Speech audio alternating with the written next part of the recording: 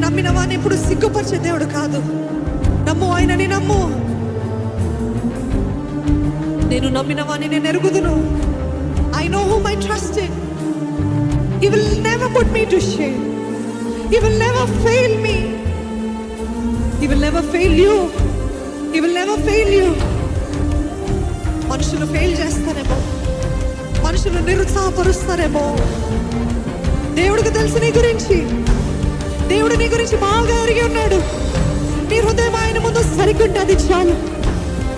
You do not have to prove anything. My God is the righteous judge.